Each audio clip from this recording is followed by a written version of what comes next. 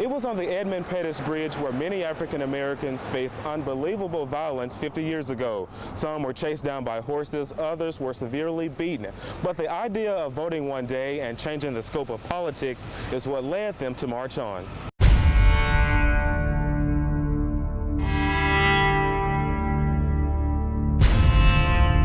A part of the historic Civil Rights Act passed in 1964 gave African Americans a right they desperately wanted, a chance to vote.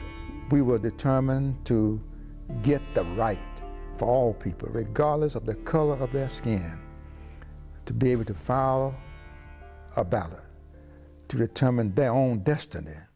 Selma native and civil rights activist Dr. Frederick D. Reese was a big advocate for African American voting rights. During the 1960s, Reese was the head of the Dallas County Voters League. The civil rights leader was no stranger to opposition. Here, Reese is seen with Dallas County Sheriff Jim Clark with a billy club shoved in his stomach. And if you think you had it rough in Birmingham with Bull Connor, you never met Sheriff Jim Clark.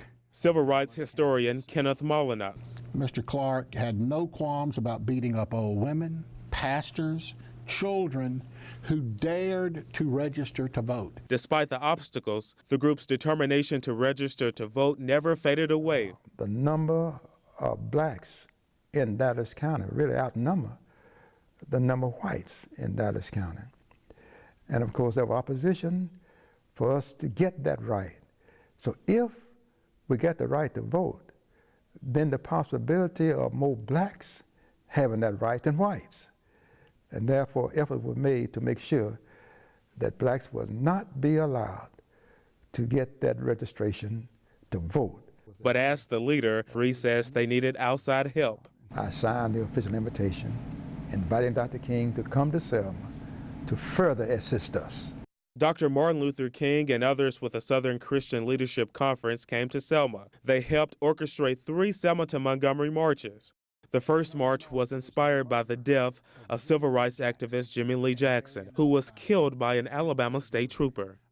Dr. Reese vividly remembers the march later known as Bloody Sunday. Jim Clark and deputies will cross the highway, and we were told that we would not be allowed to march across the bridge on the way to Montgomery.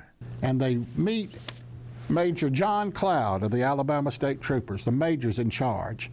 And Major says, you must disperse. You must turn around and go back. We had already decided that we would not be turned unless we were turned. The leaders on the front line kneeled down to pray. They dropped on their knees to pray. And when they dropped on their knees to pray, all hell broke loose. Then literally went down the line of marchers, toppling us over. Yes, I saw blood flowing.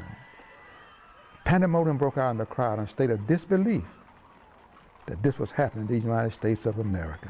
2 days later, a second attempt to march was stalled after leaders decided to head back home. It was later known as Turnaround Tuesday. Then, on March 21st, more than 25,000 people, and this wasn't just for African Americans. All races and genders from around the world took to the Edmund Pettus Bridge. This gentleman who lost a leg marching up the highway that you just drove from Selma all the way to Montgomery. We had encountered difficulties, but regardless of difficulty, we were determined to go all the way. Averaging 10 miles a day for 5 days.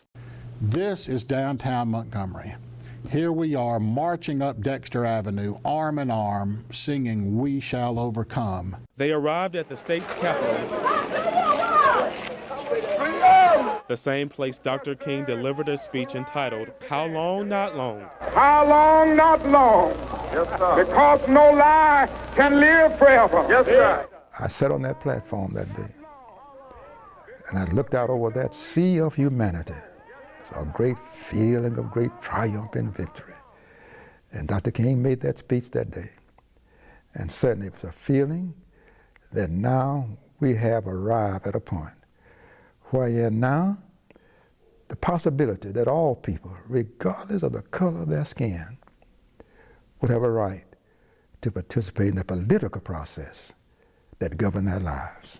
Glory, hallelujah. Glory, hallelujah. Glory, hallelujah. Glory, hallelujah. 50 years later, Dr. Reese wants young people to remember the struggle and exercise their right to vote.